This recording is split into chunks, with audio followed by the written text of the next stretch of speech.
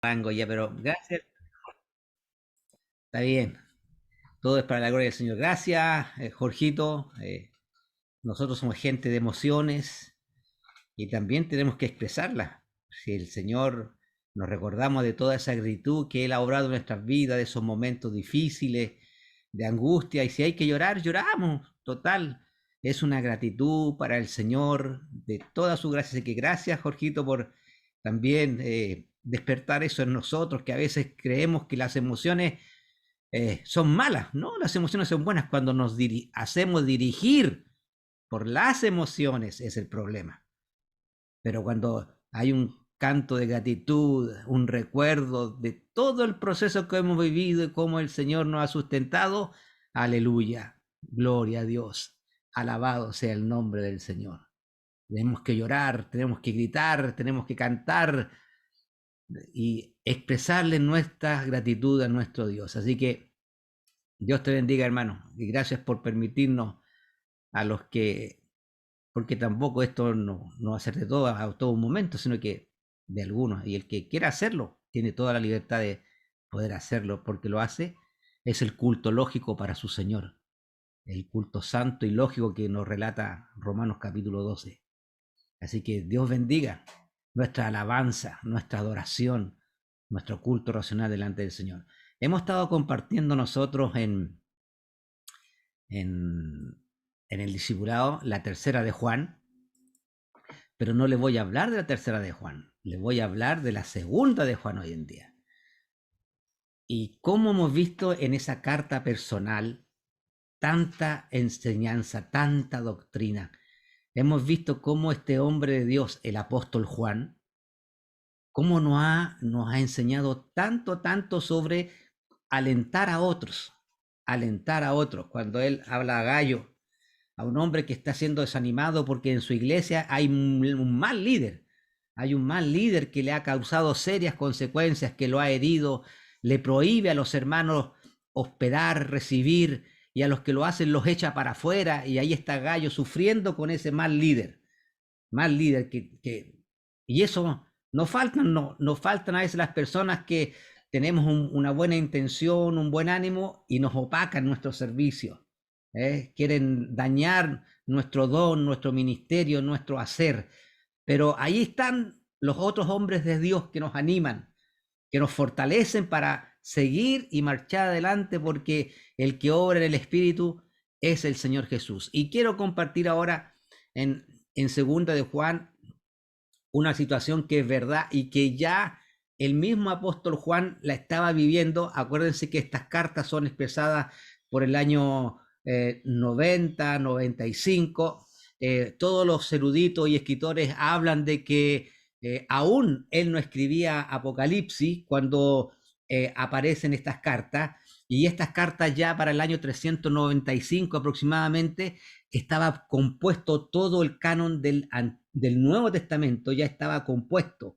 Por lo tanto, podemos deducir ampliamente que la iglesia ya venía trabajando desde el siglo primero y reconociendo al autor como el apóstol Juan de estas cartas, y que tienen una tremenda similitud. Cuando yo veo segunda de Juan, se parece tremendamente a tercera de Juan, y también cuando vemos primera de Juan, es lo mismo, es escribir las mismas palabras en el mismo texto griego. Y como ustedes saben, yo tomé para mi mal, no sé, para ustedes, una mala costumbre ya, y me he quedado con esta mala costumbre. Para mí me sirve harto, pero esa mala costumbre quiero mal acostumbrarlo a ustedes también, si es que algunos quieren, bien, y lo hacemos también en el discipulado del día martes, de miércoles, de trabajar el texto griego de esta manera como usted lo está viendo. Estas son, en cierta manera, la que usted ve en la pantalla, son las palabras que ocupó el apóstol Juan, porque son las palabras del texto griego. Estas son las mismas palabras,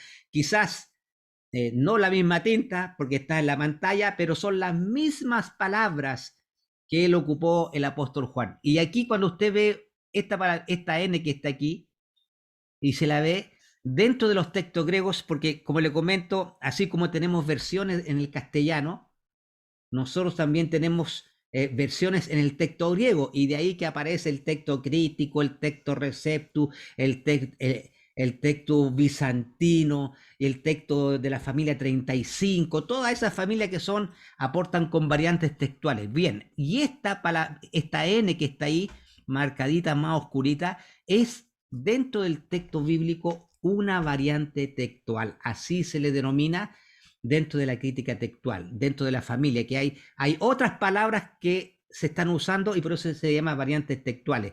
Y nosotros vamos a ver dos variantes textuales relacionadas con esa palabrita, que una que está en el texto de Francisco La Cueva, que es un texto Nestlé. Yo le explico así nomás, y a ustedes si les gusta indagar, averiguar, meterse a San Google por ahí y averiguar qué es lo que es un texto Nestlé, bueno, usted lo verá. Pero yo le comento para que vayamos un poco teniendo más información sobre cómo nos ha ido llegando hasta nosotros el texto bíblico y por ende la traducción. Y lo que yo voy a hacer abajo, esa interlinealidad, que usted ya sabe, el interlineal, es de mi factura. Yo no le llamo traducción, yo le llamo interpretación. Yo no traduzco, yo interpreto el texto porque trato de llevar la armonía de la palabra en su forma cronológica normal. Así que por eso muchos hermanos cuando trabajamos romanos me decían, ya está Roberto con su atarzanado. Por lo tanto, vamos a volver un poquito yo, tú, yo, Jane, tú, Amar, a mí. Bueno, ese más o menos es la temática de Tarzán, de ser atarzanado. Y el texto de segunda de Juan, vamos a partir del versículo 7, porque los versículos anteriores le escribe a la señora la elegida, la señora la elegida. Y qué interesante, porque aunque a nosotros no nos guste, en la Biblia hay elección. Y el apóstol lo remarca aquí. Y habla justamente de la señora la elegida, y posteriormente en el versículo 6 habla del mandamiento, del amor, el mandamiento o la instrucción al amor, al amor. Ese es el enfoque de que siempre maneja el apóstol Juan, al amor. Pero cuidado con el amor, como bien decía anteriormente predicando nuestro hermano Fernando, y lo recuerda también Alejandro, el amor no es dejar hacer lo que tú quieras. El amor no es, ay, no, yo lo amo, que haga lo que él quiera, no. El amor también tiene disciplina. El amor tiene normas. El amor tiene toda esa gama que se expresa en el Señor. Entonces, comenzamos con este párrafo, y mire, ya sería el punto E para mí dentro del texto, y este es el párrafo más grande, más largo, que tiene, tercera de Juan, tiene 3 párrafos solamente, y el segundo párrafo, que va desde el versículo 4 y termina en el versículo 11, ahí termina todo el párrafo donde el apóstol centra toda su enseñanza, pero aún en los saludos hay doctrina, hay enseñanza. Aún allí encontramos tremendo contenido doctrinal, doctrinal. No hablo teológico, no hablo de contenido teológico, hablo de contenido doctrinal, porque en la Biblia no aparece la palabra teología, pero sí aparece la palabra doctrina, la didaché, el didascalo, que son las enseñanzas. Y a esas nosotros tenemos que abocarnos y hablar de esas, de las enseñanzas, de la didaché, del didascalo que los apóstoles nos dejaron, nos heredaron, y sobre todo él, Juan, quien estuvo con el maestro, a quien el Señor lo eligió a él para ser uno del grupo de los 12, pero también del grupo de lo más íntimo, el del grupo de aquel que vio su gloria, y que más adelante él nos va a narrar en Apocalipsis todo lo que Dios le muestra. Entonces, que los muchos engaños, ellos introducidos hacia el mundo, que los muchos engaños, ellos introducidos hacia el mundo. Bueno, yo le hago esta atarzanada, esta expresión, pero miren lo que la versión dice, en todas las versiones que verifiqué, hablan de que los muchos engañadores, ¿ya? Los muchos, y todas traducen igual. Hasta aquí no, de todas las que busqué, ninguna traduce como yo le estoy diciendo. Ustedes saben que yo soy un hermano laico nomás, no, no tengo grandes estudios teológicos, no he ido a hacer unos cursitos a los seminarios, pero no he terminado, y todo lo que he ido aprendiendo me lo ha ido enseñando los libros, las escrituras, y yo he puesto esta palabra, porque está en plural, que es esta que está aquí, ¿ah? Que los muchos, y este hoy implica el plural, los muchos engaños, y esta expresión, porque aquí hay una palabra compuesta y justamente aquí donde voy a comunicarle un poquito sobre la variante textual que nos desarrolla el texto. eh, este texto dice que es eis, y aquí yo digo, ellos han sido introducidos hacia el mundo. Muchos engaños han sido ellos introducidos hacia el mundo, han sido introducidos hacia el mundo. Y la otra variante textual es ek, aquí es ek, que dice que podríamos interpretarlo de esta manera, que muchos engaños han salido, han salido. Y eso por eso tiene esa letrita acá, ¿ah? De uno, han sido introducidos a través de la preposición eis, o la otra preposición es ek, que es han sido sacados hacia el mundo. Entonces, partiendo de esa premisa, yo me voy a quedar con lo que tengo frente a ustedes, frente al texto, y que los muchos engaños ellos introducidos hacia el mundo, que han salido muchos engaños que se han introducido hacia el mundo. Y aquí tenemos mucho de qué hablar sobre los engaños que han traducido hacia el mundo. ¿Y cuál es uno de esos? Bueno, los no semejantes hablando a Jesucristo, que esos engaños, y uso la expresión semejante porque esa es la palabra griega en el texto, que no es igual. Nosotros la tomamos cuando hablamos, por ejemplo, de homo, no del que lava, no es del que lava, sino que homo en griego es semejante, no es igual. La palabra que se usa en griego para igual es iso, de donde viene el triángulo isósceles. Cuando nosotros hablamos de homosexual, que sería la palabra más cercana para hacer la comparación, cuando hablamos de homo, hablamos de semejante al sexo, no de igual sexo, semejante al sexo, no es igual. Porque aunque todos nos derivamos como femenino y masculino, no todas igual las personalidades son iguales. No todas las personalidades son iguales. Entonces, homo es semejante hablando a Jesucristo. O sea, que los muchos engaños han sido introducidos hacia el mundo, los no semejantes hablando a Jesucristo. Que se han introducido cosas a este mundo que no están de acuerdo con lo que Jesucristo realmente es. Y el autor dice, al viniendo en para la carne.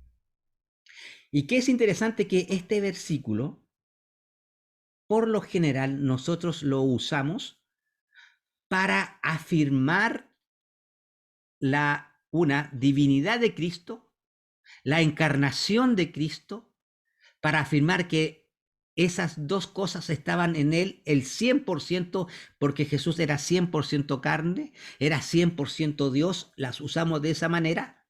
Pero me parece mucho aquí que el texto está hablando de que al viniendo, o sea, que no, ya se daba por sentado que él vino por una primera vez, y el apóstol Juan lo afirma plenamente porque él lo vio, él estuvo con él lo vio ascender al cielo, a él le prometió, él les envió el Espíritu Santo para que hablaran de la verdad. Por lo tanto, para Juan se daba por sentado que Jesús había venido, había estado ahí. Pero se levantan cosas de los que escuchan, de los que hablan por ahí, e inventan situaciones que las introducen y establecen dudas, establecen incertidumbres. Y por eso hablo yo de esta expresión, que los muchos engaños, ellos introducidos hacia el mundo, han sido metidos hacia el mundo. Por ejemplo, uno de los engaños, Dios no ha hecho nada, Dios no creó nada. O que Dios hizo este mundo y ahora se mandó a cambiar y nos dejó solo. Y el mundo ha seguido su curso como él puede. Otro engaño es que todos somos Dios, por lo tanto, Y otro engaño, comamos, bebamos, porque mañana vamos a morir. Total, de esta vida no hay otra. Muchos engaños se han introducido hacia el mundo. No, Jesús no vino. Es una invención de los hombres. Es un invento porque el ser humano es un experto para mentir, para engañar. Porque acordémonos que nosotros vivimos en este mundo bajo el dominio del príncipe de este mundo, y el príncipe de este mundo es el diablo. Y dice que el Señor mismo confrontó a los fariseos y dijo que ustedes son hijos de vuestro padre el diablo, y él es padre de mentira, padre de mentira. Por lo tanto, que los muchos engaños ellos introducidos hacia el mundo, porque todo lo que hace el diablo es tergiversar, ayudado con la caída del ser humano, la palabra del Señor. Y los no semejantes hablando a Jesucristo, los no semejantes hablando a su enseñanza, los no semejantes hablando a su amor. ¿Y cuál es eso? Al viniendo en para la carne. Así como cuando le preguntaron los discípulos en Hechos de los Apóstoles capítulo 8, le dijeron al Señor, Señor, ¿restaurarás al reino de este tiempo? Y él dice, no corresponde a ustedes saber los tiempos y las sazones que su Padre ha puesto en su sola potestad. Y cuando él iba subiendo, ellos lo quedan mirando y no se dan cuenta que le aparecen dos personajes allí. Y ellos le dicen a estos hombres, que eran más de 120, como narra Corintios, no eran solamente los 12, que no, había más de 120 allí. Dice el apóstol Pablo que hasta más de 500 personas habían observando la partida llevado al cielo. Y ellos le dicen, varones Galileo, a este mismo Jesús que veis ascender al cielo, así también un día él volverá. Así también un día él volverá. ¿Cómo? En carne, viniendo en para la carne. Y esto es decir, de viniendo en para la carne, es decir, viniendo en forma física, viniendo en forma presencial. Hace poco cuando me tocaba predicar y les comentaba sobre Segunda de Tesalonicenses capítulo 2, que Dios mismo ha provisto un espíritu de mentira para que la gente crea más a la mentira que a la verdad. Pero a los suyos Él los tiene asegurado con la comprensión. Y nosotros sabemos que Jesús viene.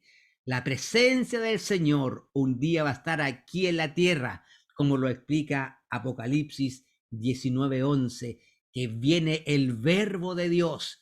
El verbo de Dios, y en su muslo, ahí dice el nombre, y en su muslo, y viene a juzgar, y viene a pelear y a juzgar a todas las naciones.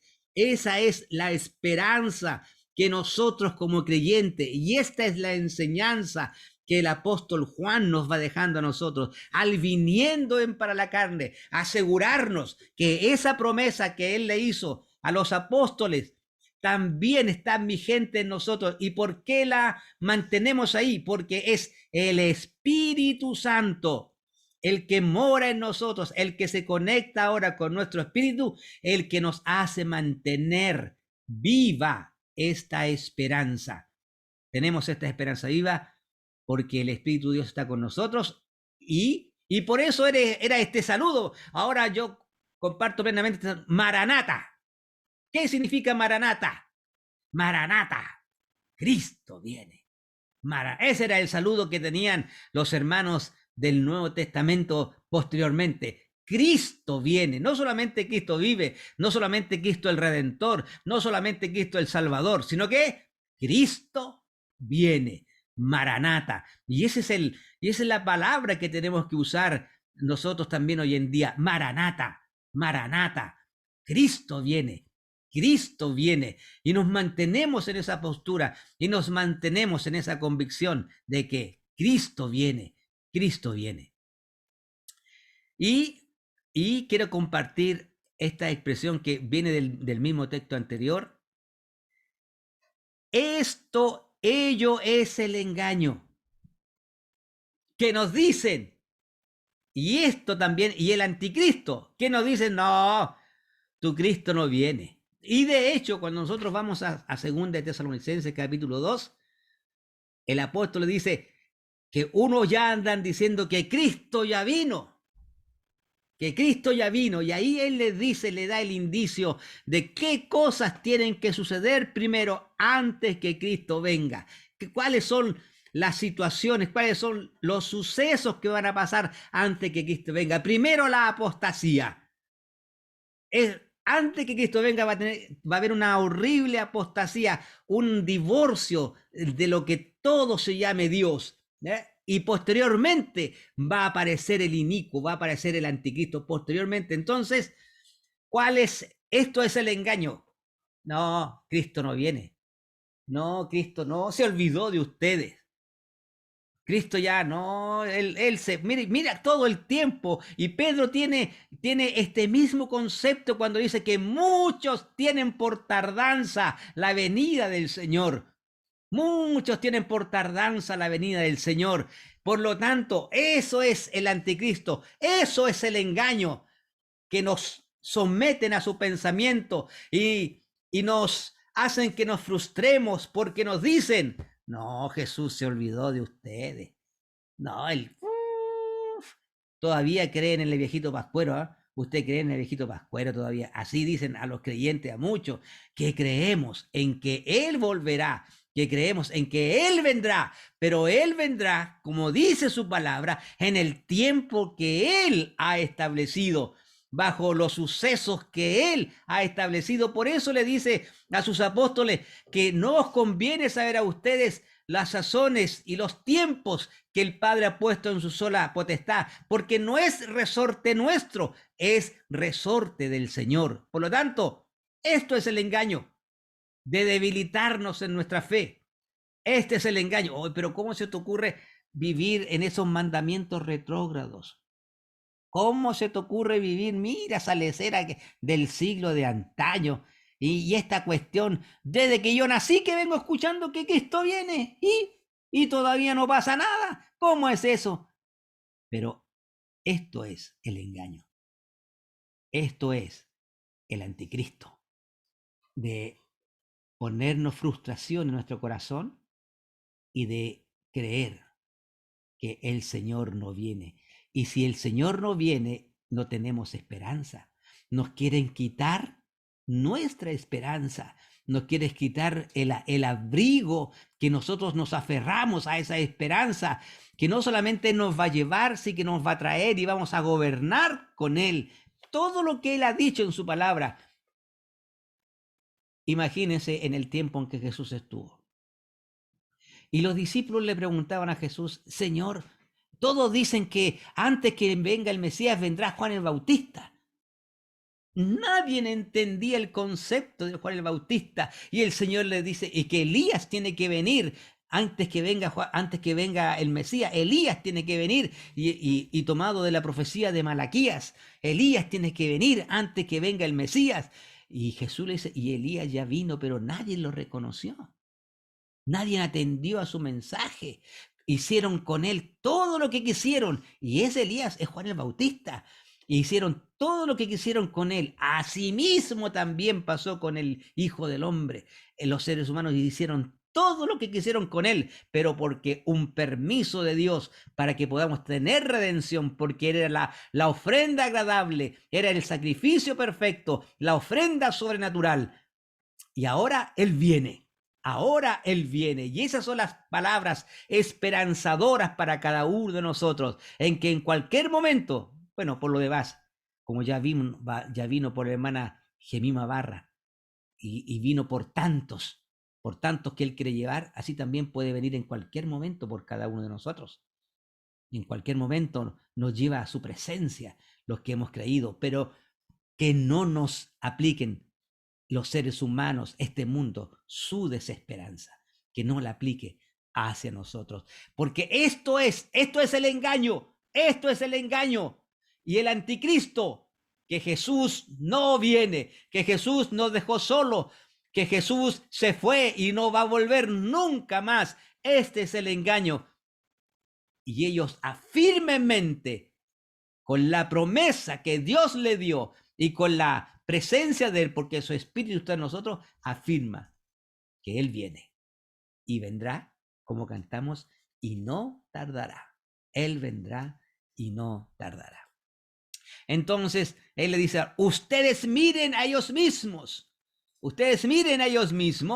que para que no nosotros, ojo, no nosotros podamos destruir a los cuales nosotros trabajamos, sino al pago pleno nosotros podamos recibir. ¿Cuál es la temática de esta expresión? No nosotros nos contaminemos con lo que ellos dicen, porque si nosotros nos contaminamos con que Cristo nos viene y caemos en la tristeza y caemos en la desesperanza y nos convencen con sus argumentos que Cristo nos viene, a aquellos que hemos discipulado, aquellos que hemos enseñado, también van a caer en nuestra desesperanza.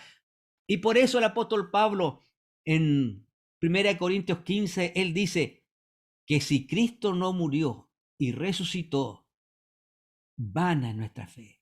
Somos los más dignos de conmiseración, somos los más dignos de lástima, para que nosotros podamos destruir a los cuales nosotros trabajamos. Nosotros hemos trabajado en personas, le hemos comunicado la fe, le hemos dicho que el Señor sana, salva y viene. Es más, nuestro logo de la alianza dice eso, el Evangelio cuádruple. Allí está el último símbolo, que Cristo viene, es parte de nuestra doctrina esencial de que Jesús viene. ¿Para qué? Para que terminemos bien nuestra carrera, para que terminemos bien nuestro tranco aquí en la tierra y recibamos el pleno, nosotros el pleno pago, la plena recompensa de nuestro trabajo, de nuestra labor con la cual hemos servido al Señor. Por eso Gálatas dice, no nos cansemos pues de hacer bien, que a su tiempo segaremos, si no desmayamos. Y sabemos que no desmayamos, porque Él nos ha dicho que yo no doy espíritu de cobardía, sino de poder. Él no nos da espíritu de cobardía, Él nos da espíritu de valentía, de poder y de dominio propio en su espíritu. Y yo estoy orando fuertemente por este espíritu de valentía, de poder y de dominio propio para cuando venga. Bueno, ya han estado las situaciones difíciles. Todos hemos pasado situaciones difíciles.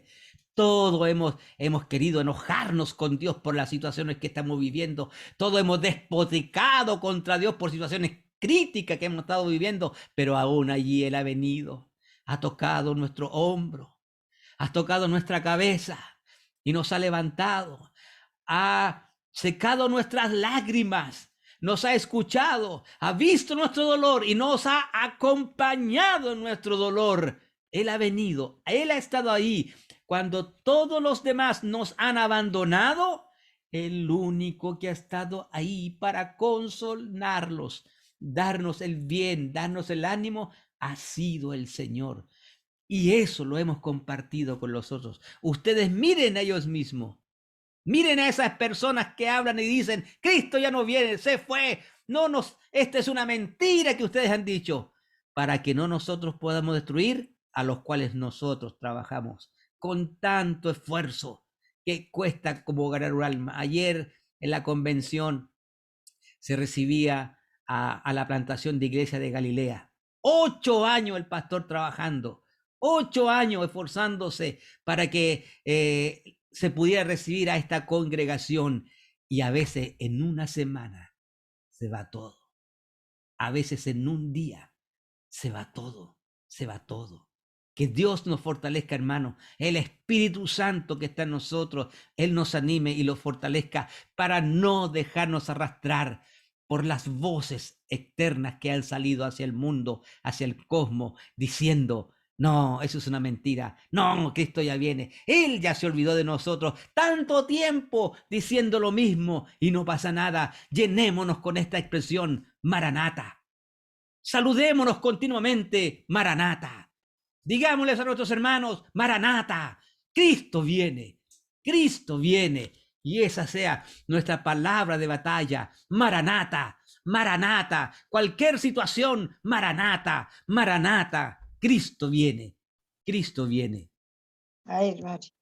No. Muy bien. Pone la cámara. Dice, todo el transgrediendo y esta es doctrina, todo el transgrediendo y no permaneciendo, y aquí está la palabra didaché, esto es la enseñanza, y no permaneciendo en para la enseñanza de Cristo, y no permaneciendo, dice, todo el transgrediendo. ¿Qué es lo que es transgredir? Todo el que no cree, todo aquel que no tiene el Espíritu de Dios, todo aquel que es negativo, que no es positivo, todo aquel que no tiene espíritu de valentía, de poder, de dominio propio, porque eso es lo que da el Espíritu, aquel que manifiesta el don del Espíritu, el fruto del Espíritu, la gracia del Espíritu, todo el transgrediendo, así como lo relataba en relación a Diótrefes en tercera de Juan. Y no permaneciendo y no estando asido como aprendimos en Colosenses. Hoy estamos aprendiendo doctrina juanina, así se le denomina en los seminarios, doctrina juanina. Cuando estudiamos Colosenses aprendimos doctrina paulina. Ya tendremos la oportunidad de ver al hermano Pedro para ver la doctrina que hay en el apóstol Pedro, y todos convergen en esta unidad de pensamiento, convergen y no permaneciendo en para las enseñanzas de Cristo. Y aquí está la didaché. Por eso, no en la teología de Cristo, no, en las enseñanzas. En las enseñanzas son todas aquellas cosas que se dan por sentadas, afirmadas, demostradas por su Espíritu. La historia nos demuestra que esto es verdad. La historia nos dice que la Biblia es verdad. Y por eso se cerró el canon, para no introducir más duda. Por eso el canon se quedó con los apóstoles solamente, porque la iglesia crecía y se fortalecía bajo las enseñanzas apostólicas, tanto como Pablo para los gentiles y tanto como Santiago, Judas, Pedro, mismo Juan hacia el pueblo gentil, y que hoy día son compartidas hacia nosotros. Y no permaneciendo en para las enseñanzas de Cristo. Miren lo que dice, a Dios no él tiene.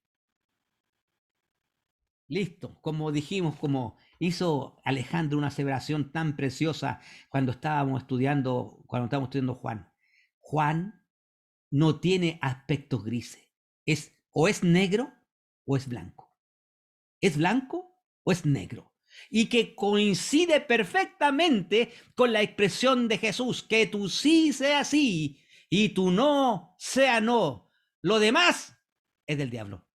Que tú no sea no y tú sí sea sí. Y esa expresión está dentro de la carta juanina, ahí en el Evangelio de Juan, y él dice, y no permaneciendo todo el transgrediendo, una actitud constante, porque estos son verbos en participio, que es una actitud constante, y otra vez, y no permaneciendo, aquí hay un verbo sí en modo indicativo, activo del presente, a Dios no él tiene, a Dios no él tiene.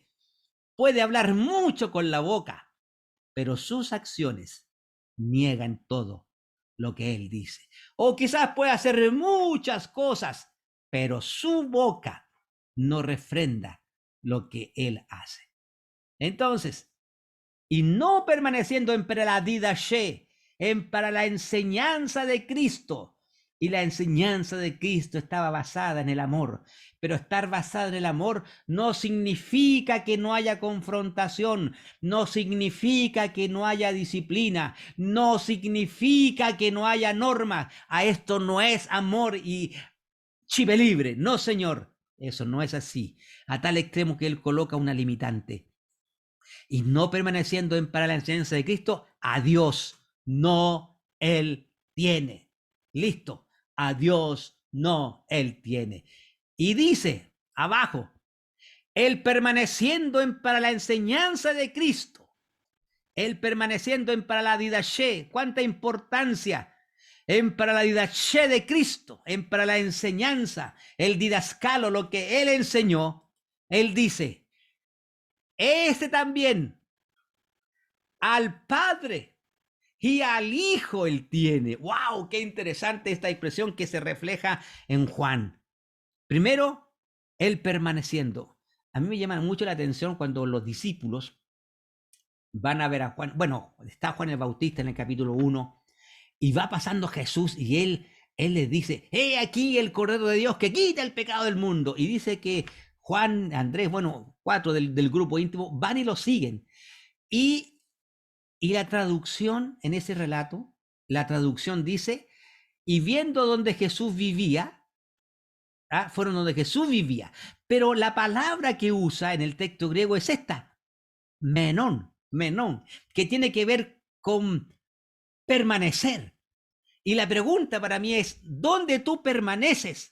¿Dónde tú permaneces? O sea, ¿en quién estás afirmado? Como Juan dijo, he aquí el Cordero de Dios que quita el pecado del mundo. ¿Dónde estás tú afirmado? Y yo me imagino toda la expresión de gloria que esos hombres recibieron, que no volvieron nunca más donde Juan, nunca más volvieron a ser discípulos de Juan y se quedaron con Jesús desde ese momento en adelante, porque vieron donde él permanecía, porque él es la roca y está firme en su Señor, en Dios. Él está firmado con él. Allí estaba. Entonces, él permaneciendo, y aquí también está esta enseñanza que mismo Jesús dijo, el que cava sobre la arena,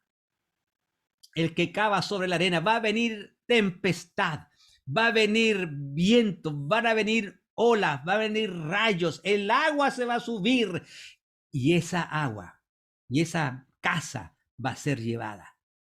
En cambio, el que cava sobre la roca, él afirma sobre la roca. Y nosotros tenemos una enseñanza ahí en Colosenses que dice que es él el que nos arraiga, él nos coloca raíces. Dice que es él el que nos hace crecer, nos edifica, y es él el que nos asienta firmemente en esos participios perfectos, los hermanos que pudimos estudiar en Colosenses, de la obra que hace el Señor a través de su Espíritu en nosotros para dejarnos bien firmes.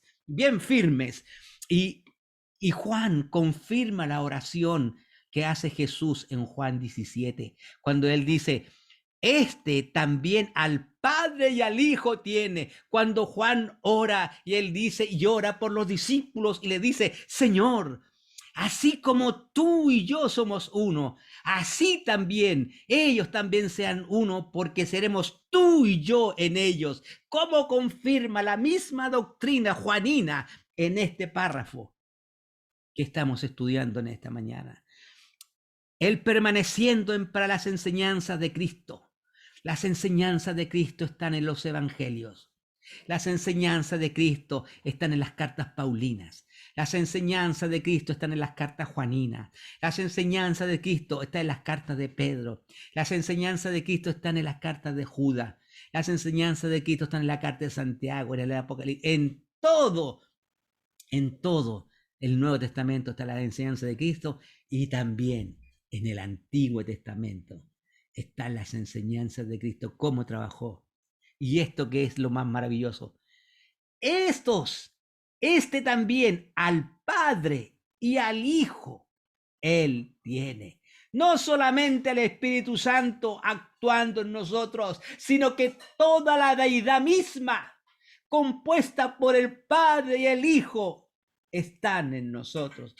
Y nosotros estamos insertos en ello. ¡Qué tremenda verdad doctrinal nos enseña esta pequeña carta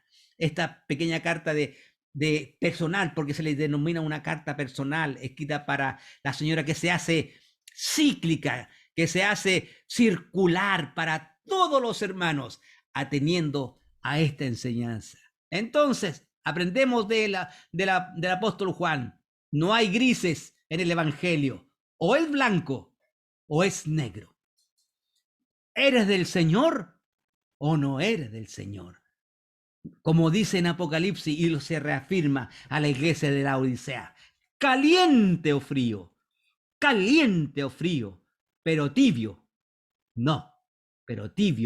Que la gracia del Señor Jesucristo, el poder de su Santo Espíritu esté para con nosotros, para que así como ya el Espíritu está en nosotros, también por ende el Hijo y el Padre también está en nosotros, porque los dos verbos son presentes tanto para aquel que no está permaneciendo en la enseñanza, a Dios no él tiene, punto, y el que permaneciendo para la enseñanza de Cristo, también al Padre y al Hijo, él Que Dios nos bendiga, hermano. Seamos fortalecidos con esta maravillosa palabra de que toda la deidad, la plenitud de Dios, mora en sus hijos y que le alaban y le bendicen. Gracias, hermanos. Dios les bendiga. La paz de Dios con ustedes. Amén. Maranata, Cristo viene.